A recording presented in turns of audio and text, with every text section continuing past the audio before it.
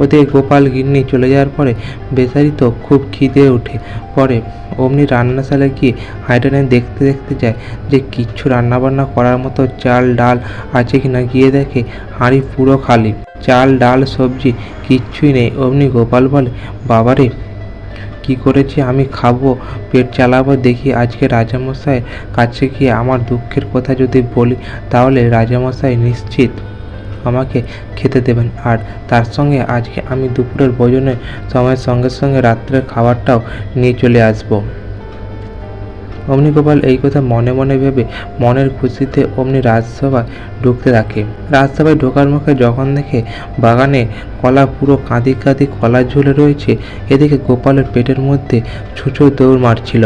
গোপাল তখন বলে, এই কি বাবা, কি সুন্দর সুন্দর কলা, দেখে তো আমার খেতে ইচ্ছে করছে। অমনি বলতে না বলতে গোপাল কলার কাঁই থেকে কলা পেরে নিয়ে খাওয়া শুরু করে দেয়। এদিকে প্রহরী চিত্রভাবে বলতে থাকে, চোর চোর কলা চোর। অমনি রাজামশাই রাজসভা থেকে শুনতে পেয়ে বলে, কে ব্যাটারে আমার কলা গাছ থেকে কলা চুরি করছিস? অমনি রাজামশাই ছুটতে বাইরে বেরিয়ে আসার সঙ্গে সভাসদেরাও বেরিয়ে আসছে। অমনি প্রহরী তার আগে থেকেই গোপালকে ধরে বলেছিলেন যে, চলো গোপাল, তুমি রাজামশাই বলেছেন ওনার কলা গাছ থেকে যেন কেউ কলা না খায়, তোমাকে বন্দি করব। রাজামশাই আসতে গোপাল বলে, দেখেছেন রাজামশাই আমি কলা খেয়েছি বলে এই প্রহরী আমায় আটকে ধরে রেখেছে, বলে কিনা কারাগারে বন্দি করবে। রাজামশাই তখন বলে, গোপাল তোমার এত বড় আস্পর্ধা, তুমি কিনা আমার কলা গাছ থেকে কলা তুলে খাচ্ছ, এক্ষুনি গোপালের কারাবাস করো। অমনি গোপাল বলে, রাজামশাই কিসের জন্য আমার কারাদণ্ড দেবেন? আমি এই কলা একটা খেয়েছি বলে খিদের জ্বালার যন্ত্রণায় ছটফট করার থেকে একটা কলা খাওয়া কি মহাপাপ? আমি কি কৃষ্ণনগরটাকে গিলে খেয়ে নিয়েছি নাকি?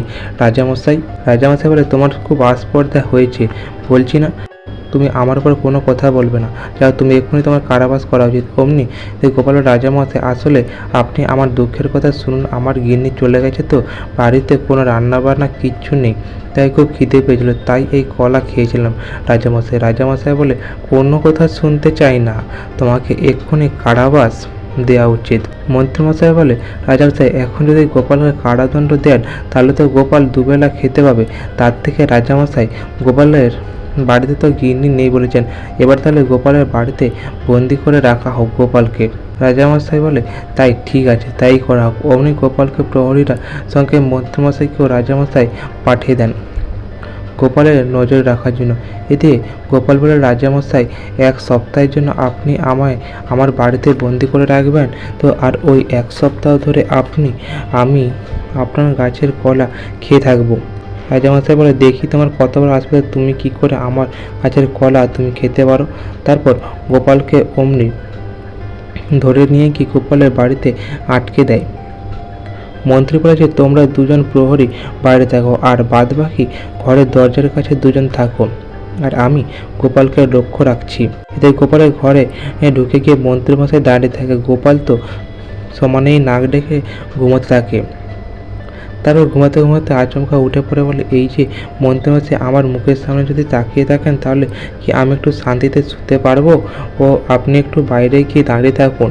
মন্ত্রীমশাই বলে, বেশ বাইরে থাকছি, কিন্তু তুমি যে ভেতরে আছো আমাকে মাঝে মধ্যে সাড়া দিও কিন্তু।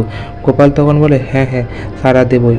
তারপর মন্ত্রীমশাই দরজার বাইরে গিয়ে দাঁড়িয়ে থাকে। এদিকে গোপাল মিছিমি উঠে পড়ে ভাবে যে কি, এদিকে গোপাল ঘরের ভিতর বসে বসে মনে মনে ভাবে যে, রাজামশাইকে তো আমি বড় মুখ করে বলে এলাম যে রাজামশাইয়ের গাছে কলা আমি এক সপ্তাহ ধরে খাবো, কিন্তু কি করে যে খাবো একটা তো উপায় আমায় বের করতে হবে।